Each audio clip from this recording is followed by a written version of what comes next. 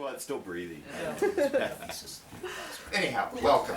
Welcome to you all. It's wonderful to have this crowd here and to have these two poets here. Upcoming, we've got great things. Miss Lepson. No talking. Are you chewing gum? No, sir. I put it under the chair. Oh, great. Yeah, really. If only that were true.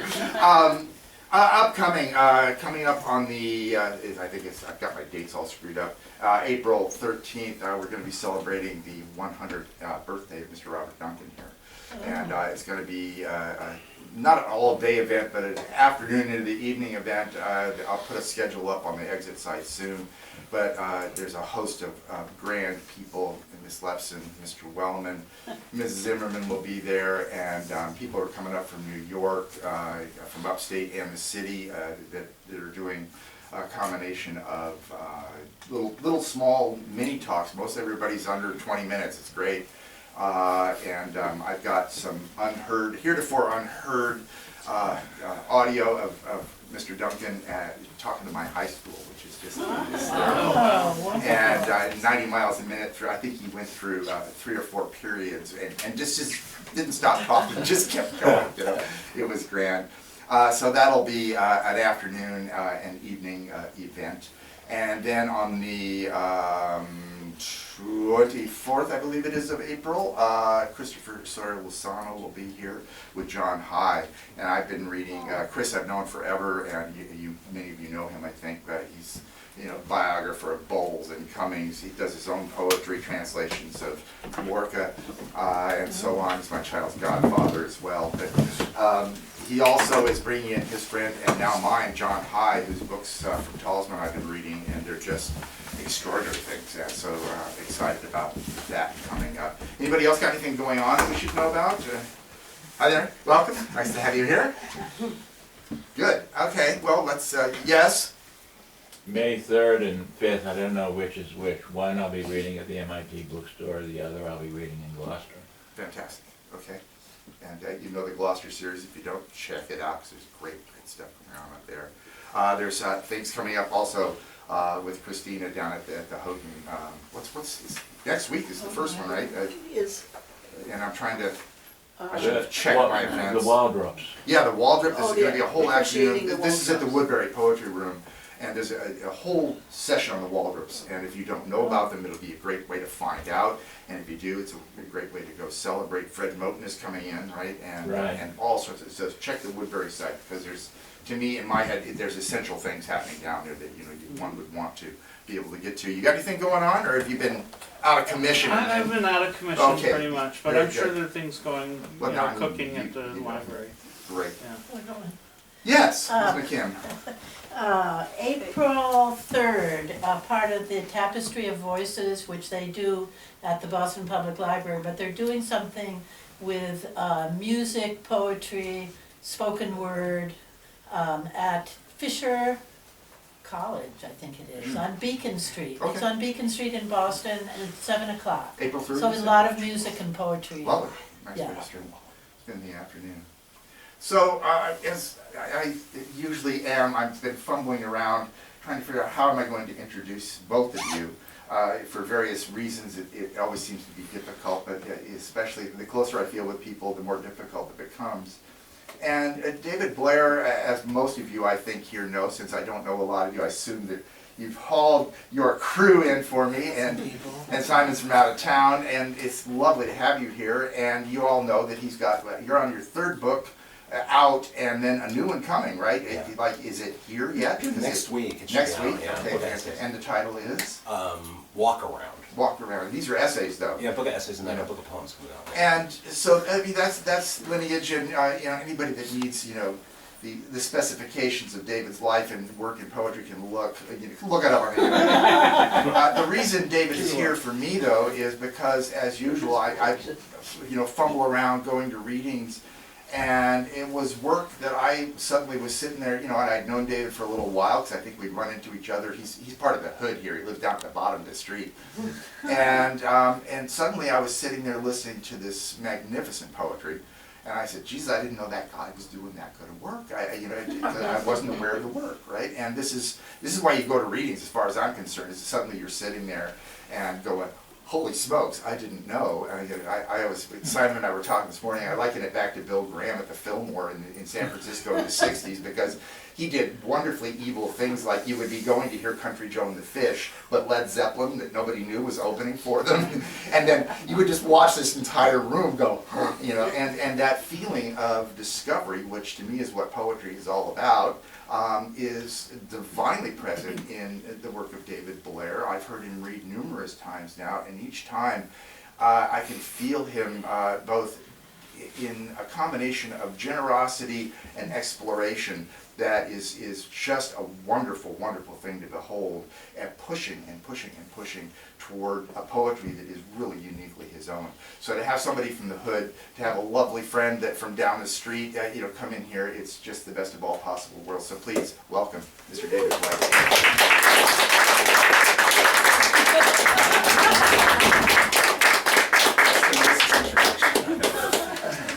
You know, most of these poems I wrote while walking around here, actually. So I kind of like, some of them I could kind of think of like the first draft. I was like, oh, you know, I wrote that after I walked by.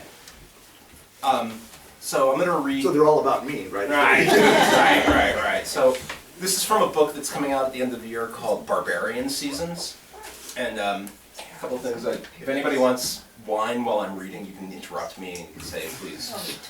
You know, because Michael and I were both waiters at one time, so we would completely be okay with that. Is writing helpful? This starts with a little inscription from Crow with No Mouth. The Kiyu, I don't know how to pronounce it, a bird. Is writing helpful? Hellish bullshit. Men love it. Men stupid as cows, pigs. Crow with No Mouth. After telling each other some awful stuff, the three of us were poking along Houghton Street. Then, wow, there were grapes and a tan Cadillac, like a sedan, like a bubble, parked under a trellis, dim in darkness. And we stood there in the dimness, smoking cigarettes and enjoying the jam smell. All September buzzed. Then somebody got in the car, turned on the lights, drove away. Where to? This is inspired by the ICA. Probably a lot of people here went to the Black Mountain show at the ICA a number of times, and it was great because there were bands playing, you know, music playing. It was a complete experience. Black Mountain music. The looseness of music, I start to say, but 10-4 negatory on that comment. I stood 10 feet from a string quartet, and what I was feeling about the violinists, so many of these string sections made up of elves and a big oaf playing cello who looks like a cello, my mind gone visiting Ben Sean's socialist realist Oompa Loompas, the real short one named Nerdlia from Romania, who stood about 5'4" in her heels, big square, classical music heels. I had to read all the program notes. Tony Bennett says if he had done nothing else but be a singing waiter in Astoria, Queens, he would have been all right. Just a singular voice. Yeah. And it's a poem, I was really happy, and I have two of my students from UNH are here. I have this poem called Hairy, you know, one of them wrote, Lily wrote this poem where there was a hairy leg. And I said, I have a poem coming out in the magazine called Hairy Leg Poem. So I was like, okay, I gotta read that. Hairy Leg Poem. The logic of sweat cooling down everyone who sweats starts to work mid-morning in an hour of leaf-shaped lights under trees and awnings, the park benches that rise along paths. Now the sweat gets idealistic for a while. The small dogs look confident, umbrellas, stroller kids, and babes in slings hanging on to skin like dew beads or pollywogs eating moss. People prepare to travel with school out for some, and a woman heads fast for the train station with her private kids and rolling suitcases. Not so millennial now in a slow evaporation. Some guys look casual with undrying goop in their prepared heads. The summer with big sundress shoulders, pale freckles, and goose-pimpled shaved calves for timeless offices of financial planning, temps by other names dressed for hard work. It is a heat wave. The Vandella's got that part hotter all day, early evening ablaze in an oven, the intersection full of the hake frying and pig bones. Dinner already? How could that be? It's chicken, it's dialectical chicken, but maybe we get fish with our washed out eyes for the bathtub. It's sizzling out now. See you in 6 hours. Starting to sweat. Don't leave in that white car, that golf ball. Don't go in there to be continued like my hairy leg.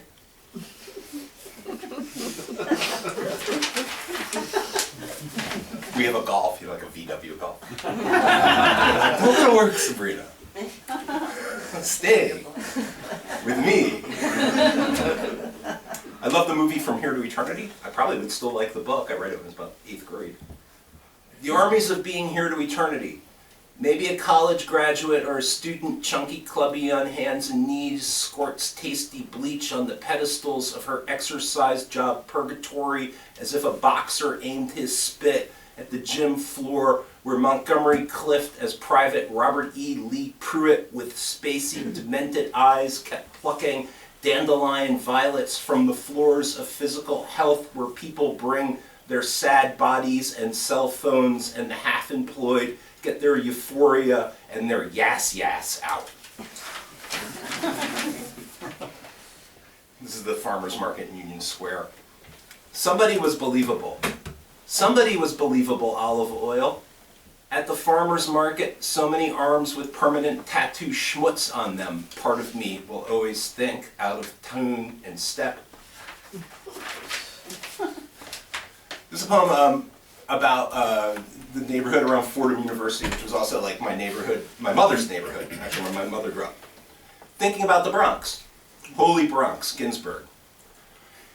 Even this Galleria Mall, bland January calm, winter comes in flat as paint drying, good paint, the fountains in fake forestry cover burbling, round pennies on square tiles in the basins, the whole of the non-city frieze shimmers on down through skylights. Even the rain taught a lot of head space, and that is valuable, being on a subway and next to you people interested in their own heads as you were in yours, hard and also like a giant quilled pillow pulled from Mayor Koch or other giant bald guy. Some kids who wanders through the D trains in a private strobe light under the concourse decade ago changes the space around him by being that amped in electric urine and Poe Cottage. Was that the young Donald Ravel? Maybe empanada grease and rooftop pigeons breaking over kids throwing rocks far from Sarajevo at bottles on a glacier rock in the lease lot, the fence top barbed with backup mirrors, fiery sunset behind Red Alexander's sign, the old man calling you pappy, one hand on the ice walker, the other on his roach, then grabbing hands, old long finger horns, not letting go until he inhaled with a whoosh, you funky ass upstate hick. People who have been really alone have their charge. Whatever comes off their wires goes into your wires, who swayed between cars, you felt them going from side to side and never stopped going from side to side. The whole world changes, but I now think how something does not change at all. The way people leave bikes chained in front of restaurants all night. How amazing. And the colors of the bikes too. A toothpaste colored 10-speed city bike just leans there with its wheels still on it. How could that be stable? It is. Though, from that thing that causes balance, the inner ear scrub with no winter coat, pulling your pants up, darting to the market, which seems reasonable. I mean real, concentrated, face not bleedy, still okay. Okay, so this is kind of a longer poem. It's in parts, and I wrote. It's a kind of each part's like a little second, different way of being put together, and like there's like one part you'll hear a little allusion to Cheech and Chong, and there's a poem that I wrote between Christmas and the Trump inauguration and the Women's March, and I wrote that like walking around. I wrote 5 lines at a time every night for like a month and a half, and then cut it way down. But I'll just read it. Big family poem for my sisters and brother. Wanted poster. It's the first part. In all the blab and pork chop and love and hate, we need solitude and silence too. Waiting for the Women's March. Bad dynamic. He thinks, young pelican, I feed you fish, and you go out in the night with that big red hair. He stands with his glass of wine in the dining room trying to get as much of his ass as possible over the heat register in the corner. Midnight every night, the guy in his hoodie throws a spitty tennis ball to his German shepherd in the grassy spot next to the schoolyard steps. Bad translation, they kept reading it like watching kung fu, academic somehow, hardly flowing. He thought he might go to a conservative political rally and wave a skewer of uncooked spam above his head.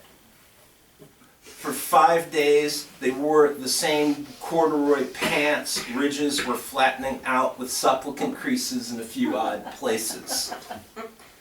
Mr. Urbano knocked at the tenant's door on the ground floor, jiggled the handle, fig tree wrapped out back cut out in the pavement before the fence. Even though he was safe in 1978, the late first baseman touched the runner's knee with his glove, laughing together, both of them, in the May afternoon game. The entire kitchen and sushi bar staff napped in the dining room for an hour between lunch and dinner hours. Still in kitchen whites, he stood on the giant river blocks casting for big river carp while a garbage barge pushed in one direction and a coal train rolled at his back. Domingos sang while tipping all manner of shells into a hole in the floor to float away with the tide, the same tide that shook the chandelier's reflections. The dumpster guys were very polite about making the waiter, cook, and dishwasher stay open until 3 a.m., left a sentry note. She goes on up the hill to see her girlfriend pounding it on up that hill in her big winter coat with fur all up around the hood. Hero of Telemark, badass tonight. The dancer in a leather jacket had gotten herself a crew cut that day, and Victor was ready to recite poems from 20 Love Poems and A Song of Despair. To him, the humid morning smells healthy at the zoo, maybe straw, maybe mung bean boodles while they soak. The sidewalk, all that wide expanse along the black iron bars of the Little Sisters of the Poor, then bump, bump, bump, plenty of ice on the sidewalk after that, then whomp. Wearing socks, she towed the cold floor registered grate. That was how it was going to be for the whole country. After the show, he says he is a singer and almost jumped up there himself, wearing construction boots from work and a vest with a lot of practical pockets. It is warm night in winter. The young people under 30 are all acting frisky as can be. They found each other by winter's end. They were stuffed dolls made of yarn. Some lean, rich people have short crop gray hair and play squash and run on treadmills in finished or archaic wet basements. Good Lord, I've got the willies, Rambo thinks, fingering a phantom crawl in his head. Lice. He knew that the use of jargon was an expression of shame, but used jargon by the curb in the woods. Being in love and being loved, she reached for his thing and thought, let me hold that. She lost a whole chain of thoughts. They were righteous too, the first steps in a new land.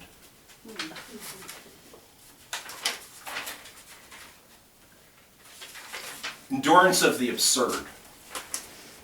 One time, two sisters, nuns actually, in an awful tennis joke about God and cursing based on me and my baby brother, like Shoney's big boy, were road tripping and smoking cigarettes. And the one not driving kept burping up Diet Coke, and the brother driving me got really freaked out and grouchy and said, "Hey there, fuck, sewer breath," with the decomposition of household waste and cleaning supplies wrapped around the corner by the Cambridge line by the Monument Place, selling headstones, angels. If I did not find you remotely sympathetic, I would not locate the salt of the sea and break down aquatic plants and all manner of sea life on the waft of the cargo tankers into the harbor, nor the silver corn silos and panoramas of livestock left to roam north of the Red River, along past the mountains, time present, time past, of turnpikes into corn, jet fuel in the accordion, to the U.S. air flight, in the rain, to the cloud belt in its sulfurous steel mill, early morning drizzle, reaching the houses by the hilltops, by desert, prairie, stone, by the river, coffee and bacon, the locust trees, the cherry tomato plants with 2 cherry tomatoes, the first 2 of the year, and that old lady, our great aunt, gone down to the bushes to find her morning newspaper with this sort of stuff. "Damn, open the windows," said Sister Mary Elephant. That's your Cheech and Chong.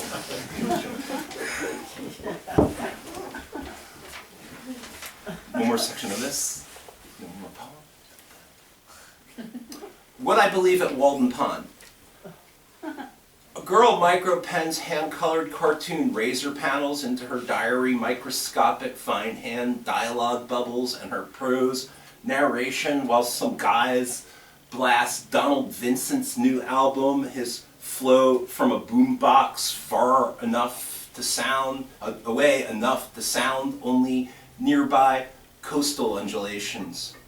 The highways, turns, the color of nicotine stains the lateral roads, and the overpass streets rustier by bridges festooned with flags. All over again.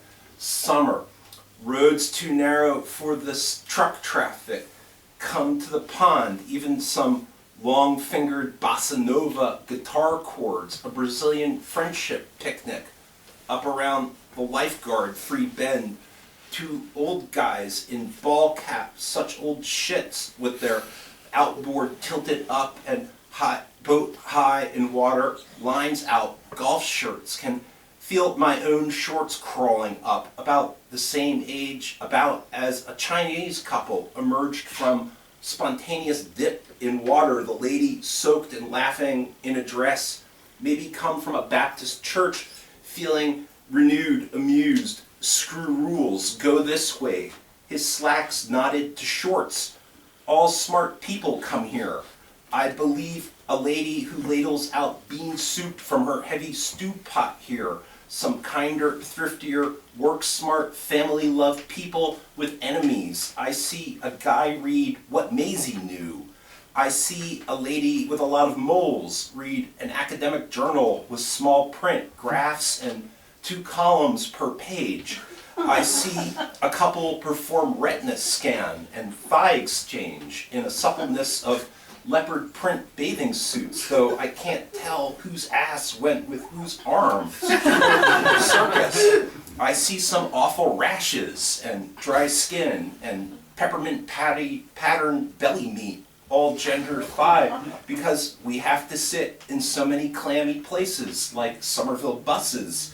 It is a good place for the nerdy to swing out far out here, the law students speaking with their transitions and paragraphs, and the goof who interrupts the flow of mutual discourse to say, "Wow, wow, wow," as his partner steps from her beach shirt towards the water. But hey man, you get too shady in my poem, come on. I think we all think about bacteria, microscopic life, the large and the small here, as the golden maple pollen swirls its other Milky Way shapes on the waters, and the pond will be closed next week on account of algae from piss.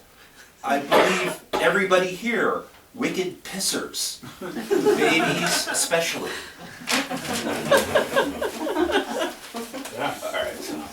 All right, so this is a poem I wrote. This is a poem set in this room. I don't know if it's any good. Do I get royal? For the friendship of Fanny and Ruth. Something like oxenite, it's like this explosive. I didn't even know what it was. I looked it up, I was like, wow. After I wrote the poem, I said it kind of works. For the friendship of Fanny and Ruth, an enormous spool of something, oxenite, on the side of the truck. $15 to have a right leg cuff sewn again to keep it from dragging in the puddles on the sidewalks. The economy and the fabrics start to crack. The weekend you two read. What are the yellow vests doing in your old hometown, Fanny? Are they right-wing proles or just neo-fascists in prole get-ups, swinging a noose at the lamppost with underground electric lines, a noose with cellular data threads? Since this could be an archangel problem, Ruth, you are the right person to have in the studio armchair. What is bad? What is this bad feeling today? Not sure. It will pass years of yearning for a sense of holiness in the world that is not world's end, as the tameness of being a dream in owl's leaves, and tragic, testifying, translating two sisters who survived the camps. And I understand now, a day late, a euro short. Fears and sorrows and fears of the Lord.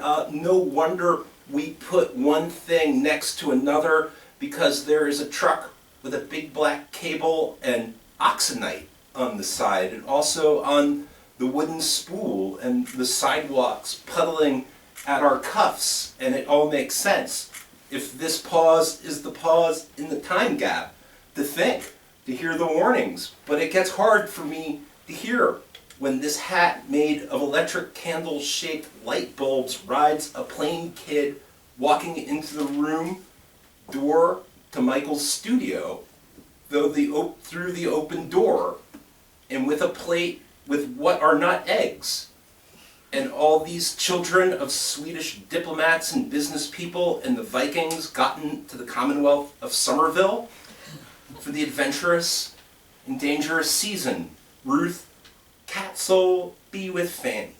Ruth, be here, friend. So, thank you very much.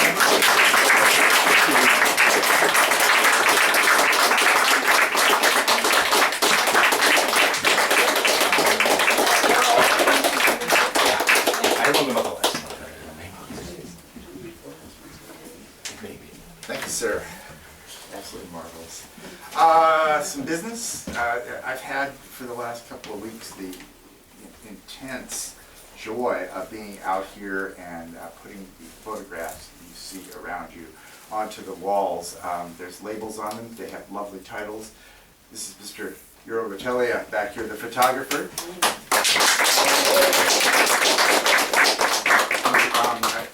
This man works as hard as any poet to get me his work, I'll tell you, because he came, what's the drive, 4 hours down from Maine? Something like that. And set this show up specifically for the room here. And like I said, the privilege of sitting out here with some music going, putting these up as I hung the show and getting to know them, it was just remarkable. It was as wonderful as reading any fine poem. So take your time with those, and they'll be up for a little bit longer, unless you're taking them. No, they're here till beginning of April. Okay, I'll put them out on the sidewalk there. Yeah, They're put 'em- also, I'll collect them. they are for sale, and you can talk to Eero about that if you have any interest in them. There's also books here. Simon's got books back there. Do you have books? Yeah, I have some You get books. books for sale. So you can grab me or my magnificent wife Isabel. who's $10 standing back there. a piece. $10 a piece. Okay, and I don't know if that's for Simon's, right? Yes. Okay, and then we'll negotiate with David as to what he's charging. Speaking of Miss Isabel, I can say thank you to her, because as of Wednesday this week. She's put up with me for 25 years. This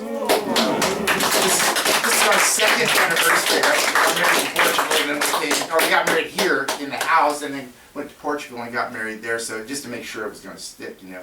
So I did that. We celebrated our child's 19th birthday, which is just, you know, astonishing to me yesterday. So, I think that's all the business that we need to do right now. This one here, this Mr. Simon Pettet, though, is a great difficulty to introduce because, I mean, our friendship now, it has, you know, I'm a person, I moved every year and a half as a child, so all of a sudden I realized I've got friends now that I've known you for a long time, you know, and it's this lovely privilege. Simon came to me, I was just sitting here trying to remember what sequence of events put him into the room at Tapas at the Word of Mouth reading series, where he stood toe-to-toe with Mr. Kimbert Elmsley, who was acquainted a little bit with Simon at that point. But I don't know if you know Kimbert's work. If you don't, go find it, because it's absolutely crazy and amazing. The image I will give you is that Kimbert was a rather tall man, and called me up right before his reading, and he said, "Michael, I will be wearing my jammies and my Versace painted boots. Is that okay?" You know, and Simon had to come in and read with him, and I was thinking, I didn't know who Simon Pettet was. He'd been recommended, and it was just, I thought, oh, he's going to get just washed away by Kimbert's wonderful. And Kimbert also sings his poems. He would have a little box, and the music would come out of the box, and then he would sing everything that he did in this wonderful, flat, ironic voice that was, I mean, it still rattles in my head what that man did. And Simon stood up and was every bit Kimbert's equal that day, and it was a remarkable thing to watch. And I then started to get to know his work. I did a marvelous book that I still hold as a treasure. In fact, I was upstairs looking for it. Find it, where is it? With Rudy Burkhardt. It's called Moving Pictures, right? And which was Talking Pictures. Thank you. Which was just a remarkable thing. And then, I mean, recently, God, it's probably been a year and a half, 2 years ago now. He read his new Talisman book down at the Outpost, and it was one of the most miraculous readings that I have been to. It was like listening to the finest of a Mozart concerto with, you know, this quiet, lovely music just flowing out of Simon for maybe 20 minutes, a half an hour as he went through the entire book. And he's, you know, I mean, the keel that the man has always astonished me. Many of us pretend or would like to be, you know, connected and moving in different groups of people. Simon actually is. I mean, his upstairs neighbor was Allen Ginsberg, and the number of people as we sit here talking that he knew, was influenced by, and then people like me who he influenced, is just legion. And so to have him here both pulls up my old reading series from the old days, right, and brings it into this room again, which is a wonderful thing, you know, personally, but it also carries the wings of poetry into us and presents itself with Mr. Simon. You're up.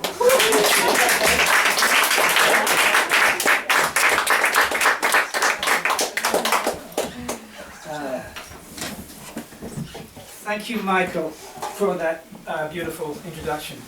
I was sitting flipping through my poems, but listening. Thank you all for being here, truly. I just want to give a shout out to all these works on the walls here of Eero's. I've known Eero for a good long time now, and have an immense respect for him as a photographer.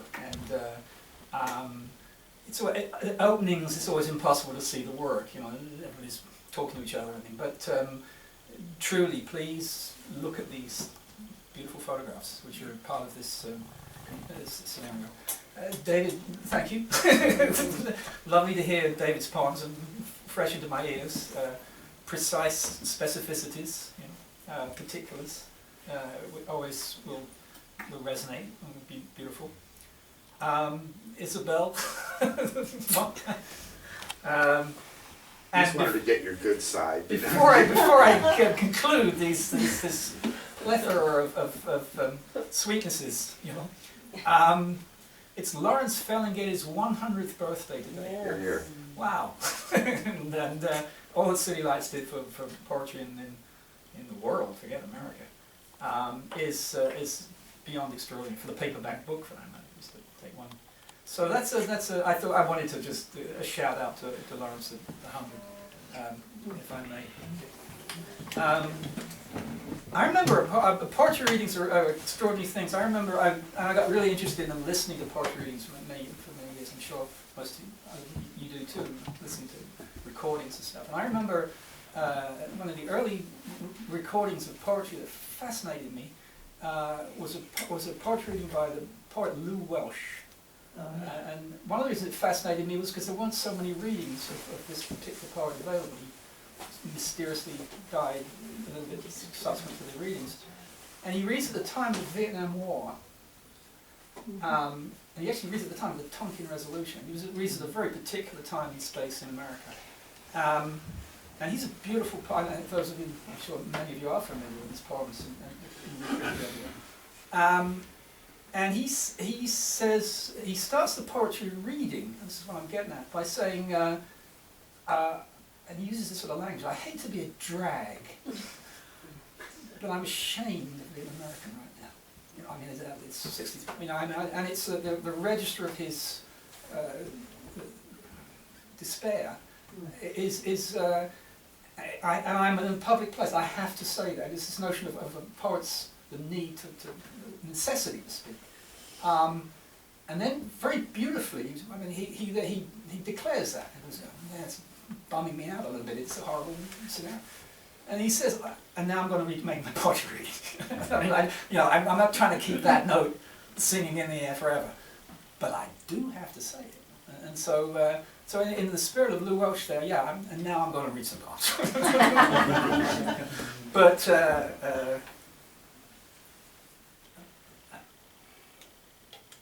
meant to do and thought to do well by you all, sir, and likewise hoped I might tarry you a while with these verses. Come all ye, and ye all come hither, and I will breathe them in your ear. Once, when I was spring sprung out of the golden gate into the city's bright light, that was when it changed, I think. Listen, you once said that I was ruminating deep red, was it? But I was doing no such thing. I was just giving poetry readings. Meant to do it, and thought to do well by you all, sir, and likewise hoped I might tarry you a while with these verses. Come all ye, and ye all come hither, and I will breathe them in your ear. Once, when I was sprung out of the golden gate into the city's bright light, that was when it changed, I think. Listen, you once said that I was ruminating deep red, was it? But I was doing no such thing. I was just giving poetry readings. Certain lines, I'll probably read a few of them this afternoon, wherein I just get away with it. I think that last line is a tough one to deliver more than once. But I mean, I've been giving poetry readings for 1,000 years, and so that's what happens. All right, there's a certain amount of bibliomancy. There's a method in the madness, but I'm going to just dance around a little bit from what I read, and we'll see what happens. This is a little magazine that Eero put together, so I feel beholden to read at least something from this bunch of poems of Cafe Review out of Maine. So I'll read this one maybe.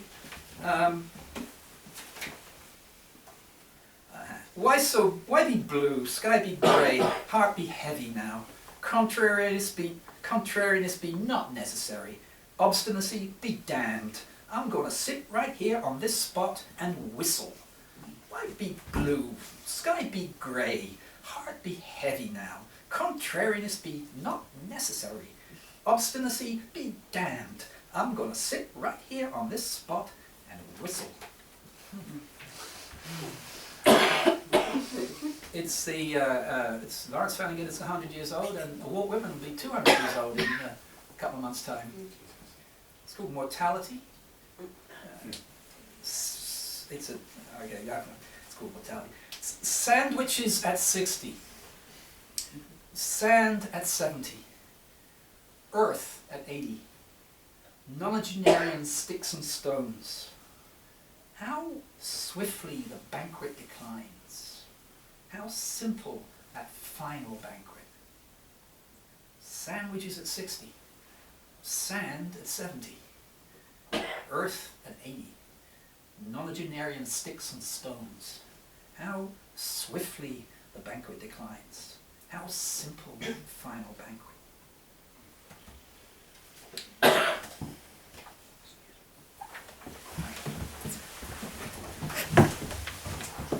You need to go cough.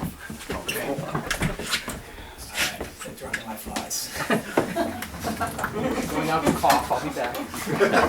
Hang in there.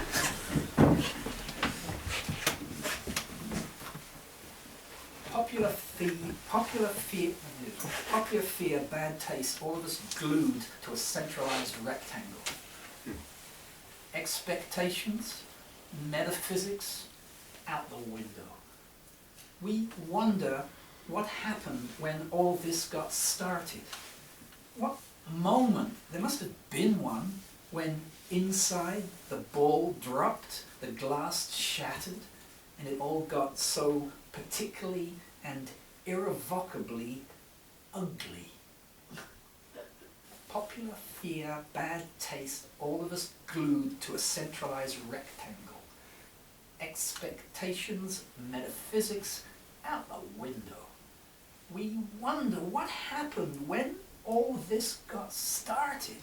What moment, there must have been one, when inside the ball dropped, the glass shattered, and it all got so particularly and irrevocably ugly. I wanted to finish the poem with a monosyllable, and that seemed to be the correct one. There is a cruel, messianic, dim, tribal intransigence that gains you nothing.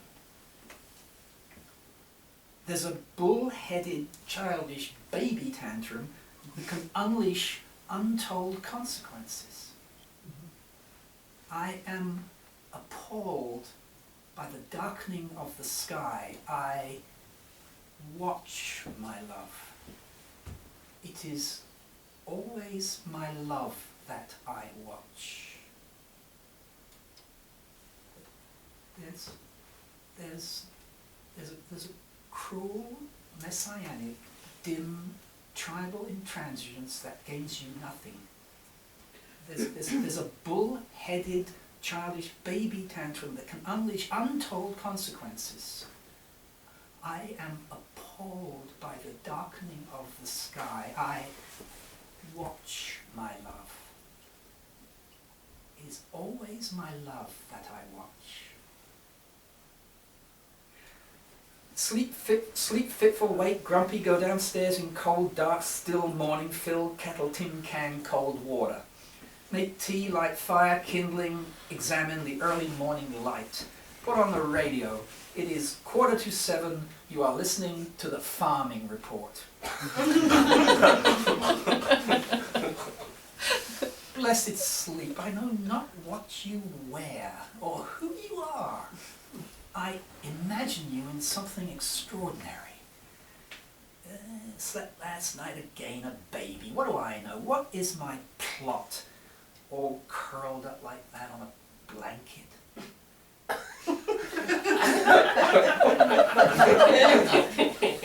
I had the real problem, which I'm just going to address again, which is people, oh, you're the guy who reads his poems twice. You know?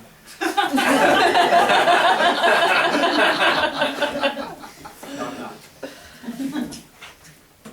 It's called Lento, L-E-N-T-O. Lento. This little teaspoon will hardly do to row with. if we are to row, row, row, row your boat ashore, my daddy was an oarsman too, one silver spoon will scarcely suffice to speed this skiff, to paddle this coracle away. Baby, it's gonna take more than that, you know. Another instance of my tightrope walking. Baby, it's gonna take more than that, you know. Poem, I love the form of I have difficulty with titles, and sometimes I have wonderful titles that totally make it, and I'm very happy about that. And sometimes no title. And then many years ago I was given the great gift of reading those Franco trick, wherein you call your poem poem, you open the parentheses, you bung in the first line of the poem, close parentheses, and you got yourself a title. Poem, quote, can't get enough of, close quote. Can't get enough of that chora music, inscribing letters on a full moon. Each of the notes then, each of the letters crystal clear, incised on the moon's cheek. Absolute in a way, as she tumbles, they tumble out onto the page, or into the sky, that blanket of emptiness, followed by cascades and shimmers of gold and black dust and pinpoints of light. That's you. Can't get enough of that chora music, inscribing letters on a full moon. Each of the notes then, each of the letters crystal clear, incised on the moon's cheek. Absolute in a way, as she tumbles, as they tumble out onto the page or into the sky, that blanket of emptiness, followed by cascades and shimmers of gold and black dust and pinpoints of light. That's you.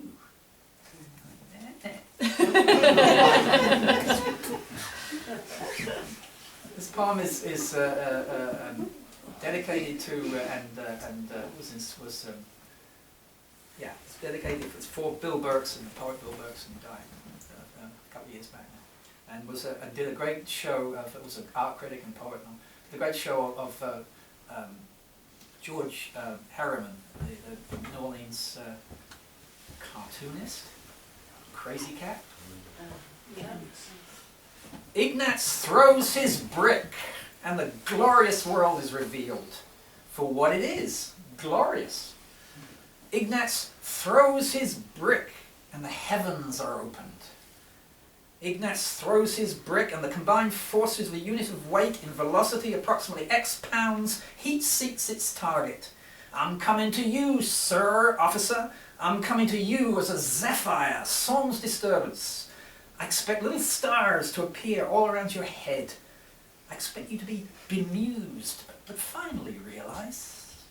Ignatz throws his brick and the glorious world is revealed for what it is, glorious. Ignatz throws his brick and the heavens are opened. Ignatz throws his brick and the combined forces of a unit of weight in velocity approximately X pounds heat seeks its target. I'm coming to you, sir, officer. I'm coming to you as a zephyr, sans disturbance. I expect little stars to appear all around your head. I expect you to be bemused, but finally realize.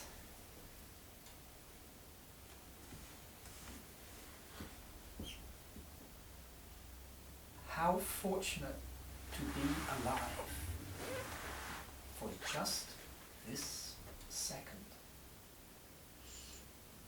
Mm-hmm. How glorious to be in this light, which will never be the same again. How beautiful, sad, and immaculate. Ein Anders, the middle-aged bicyclist, he too is alive. The woman who carries her mewling child piggyback. The north wind that blows in my face. even the couple going by in a boat, they too can't refrain from taking pictures.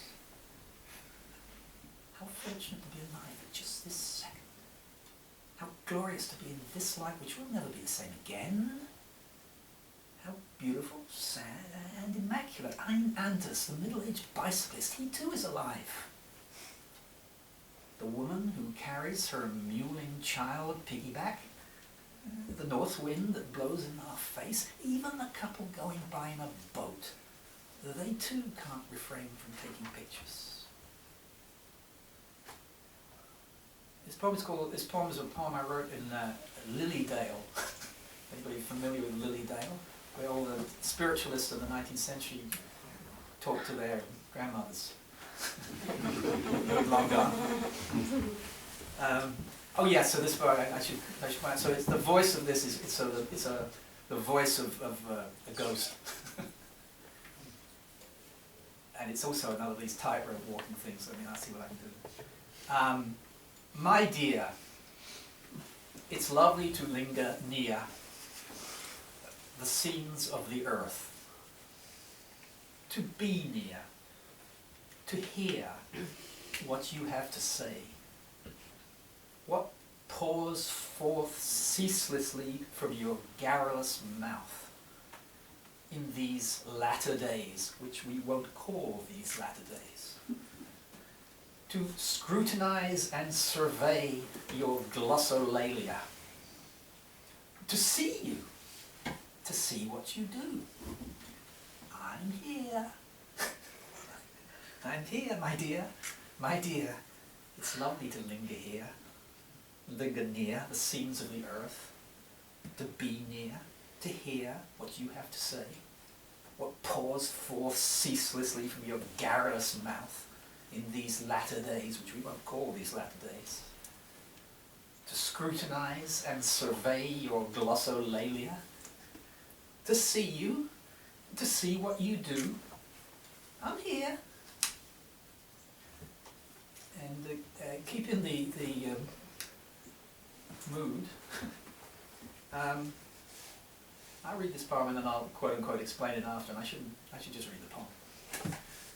It's called July on Horatio Street.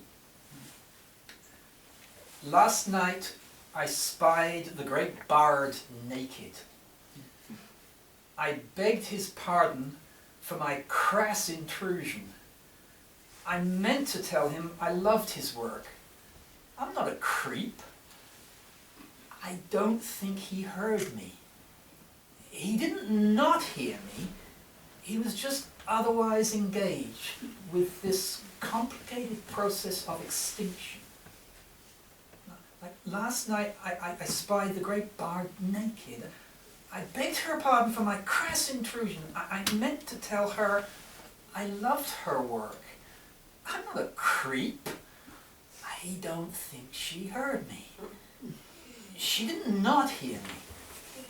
She was just otherwise engaged with the complicated process of extinction.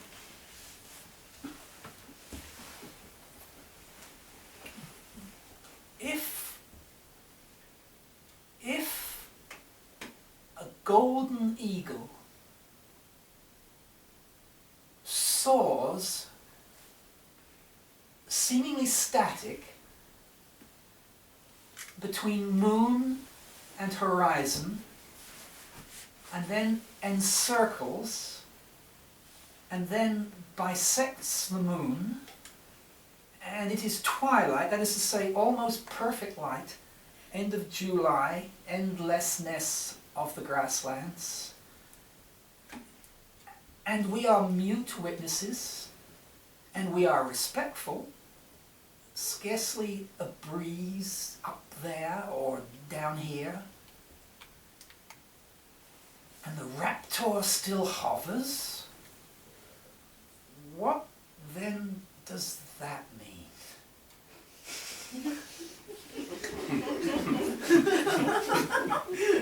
I'm the guy who doesn't read his poems twice.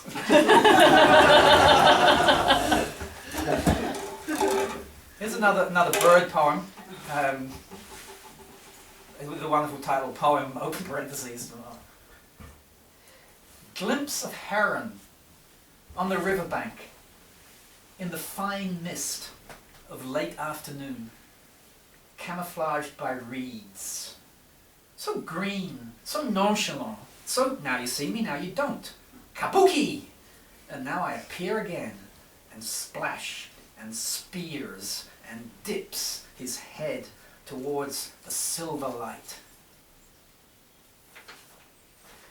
Glimpse of heron on the riverbank in the fine mist of late afternoon, camouflaged by reeds. So green, so nonchalant, so now you see me, now you don't. Kabuki, and now I appear again, and splash, and spears, and dips his head towards the silver light.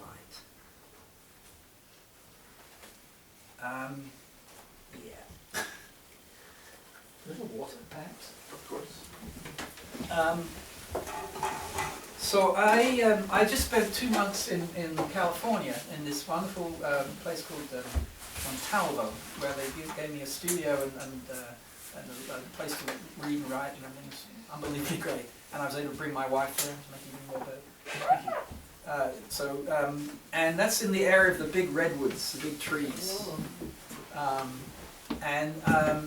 also recently read this wonderful novel of Richard Powers called The Oversoul, which totally changed my thinking about trees and the I'm in a big tree mode at the moment. So I went to visit these big redwoods that are ancient and vast. And what I'm going to do is I'm going to read 2 poems. One is from do this. One is a poem I wrote there sometime before, and then I'm going to read you the second poem, the poem I wrote a week or 2 ago. Sempervirens, those are the trees, right? Sempervirens. I climb inside the old woman and peek through the eye.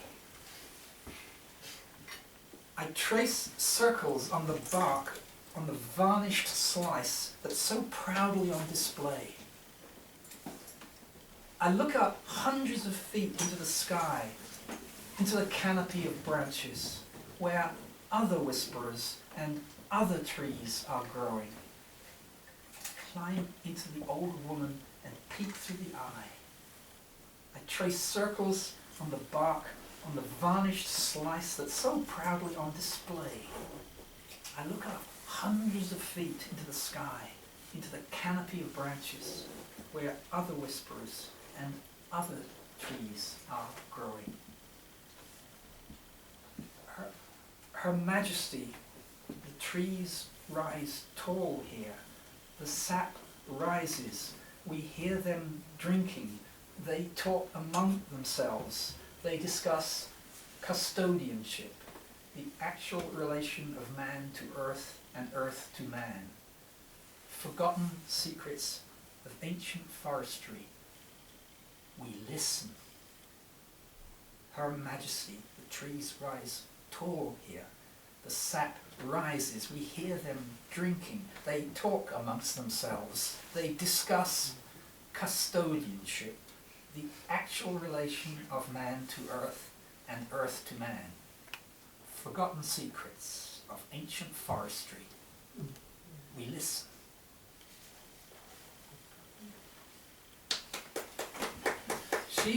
This poem called She, pronoun she. She is the very picture of fortitude, and on her head wears one of several floppy hats, drapes her form in glorious scarlet, and is at ease when bending down and calmly placing either one or both her hands upon the stormy animal's mouth. She is the very picture of fortitude, and on her head wears one of several floppy hats, drapes her form in glorious scarlet, and is at ease when bending down and calmly placing either one or both her hands upon the stormy animal's mouth.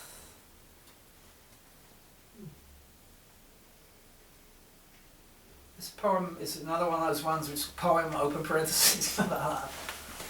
You get the picture?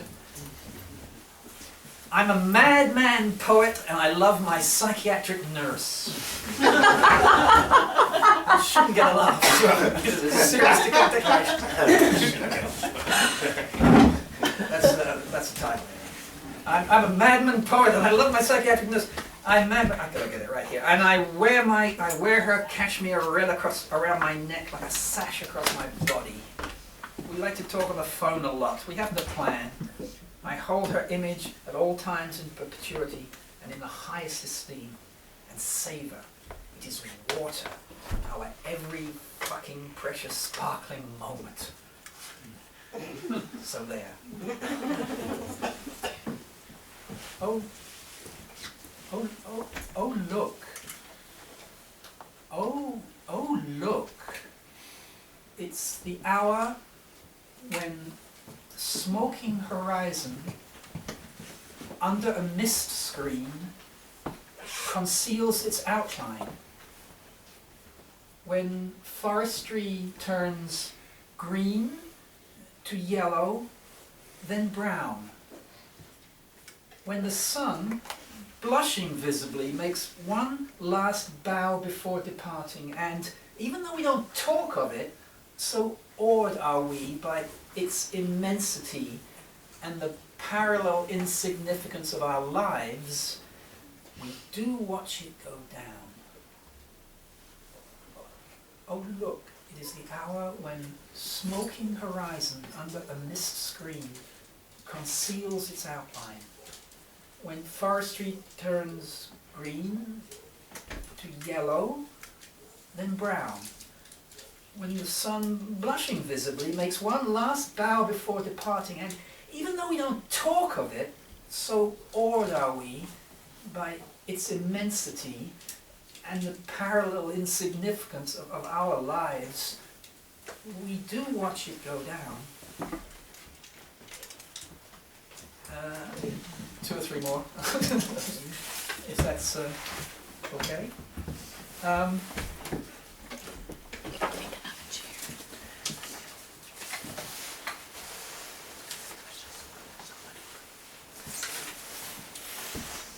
I got these kind of grim anti-Trump poems that I really don't think I'm going to read.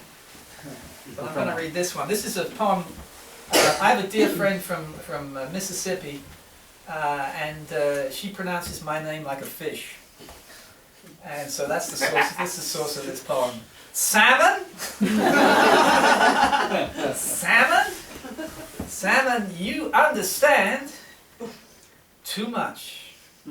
Why don't you just give it all up and leap from the bottom of the tub? Your wonderful skin, vitamin enriched, glistening in the sunshine. That's it. And in keeping with the fish theme, we've done trees, and now we're doing fish. Let me just read the poem. There's way too much background, as they say. Remember... I should mention, admonition. I've written a number of these poems, which I love, which is just, the form of the poem is the waggling finger. Eat your vegetables. And do up your shoelaces. Remember what the fish say.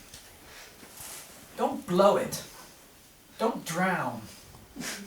Don't put piping hot water in the cold water spin cycle. Separate the paper from the plastic, the dead skin from the old wounds. Be mindful. Don't be a bottom feeder or swim away from it all. Remember what the fish say. Don't blow it. Don't drown. Don't put piping hot water in the cold water spin cycle. Separate the paper from the plastic, the dead skin from the old wounds. Be mindful. Don't be a bottom feeder or swim away from it all.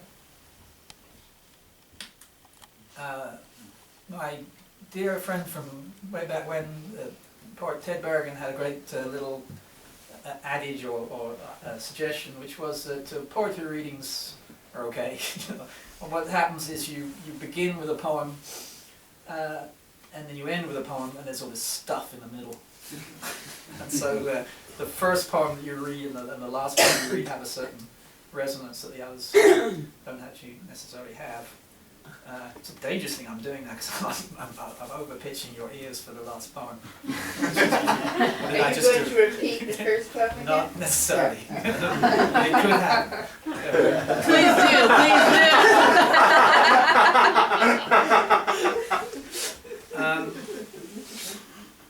Yeah, and actually also it's interesting thing about poetry readings. The last word in the air. My ear now does this because I go to many poetry readings. It's very interesting. What's the last word that the X leaves in the air for your ear to hear? I mean, I'm now kind of attuned to like listening to that last word with slightly more attention than I would otherwise do. It's Echo, Greek mythology, Greek myths of Echo and Narcissus. Yeah, and it's an admonition. Behave this way. Echo, drink no more. This is one of the lines I also have great amusement at writing. Echo, drink no more from that pool wherein your fat face stares back. What is this pompous self-regard? It is nothing, though it has been continuing lo these many years, and will continue without you, as others will stare at the glasses on the table, at the emptiness of your poor pot. Sit back, breathe deep, and consider the fountain.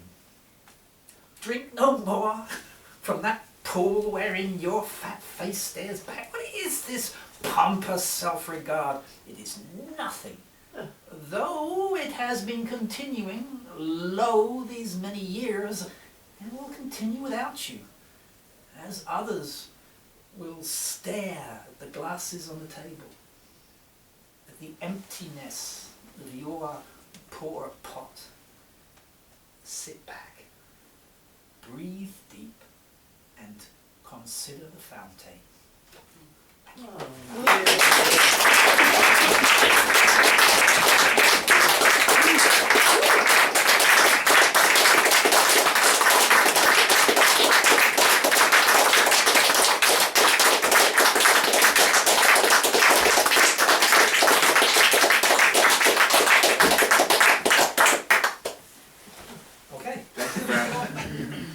Thank you all for coming. Thank you for being here. There's still food. Fold up your chairs, set them aside. You're welcome to hang as long as you wish. If you missed the money bucket, please pay it some attention. All that money goes directly to the poets. $5. It's $5. Again, paintings are for sale. Books are for sale. These two poets are freaking magnificent, and I thank you both for giving us an afternoon like this. It's just, this is Thank you. Thank you.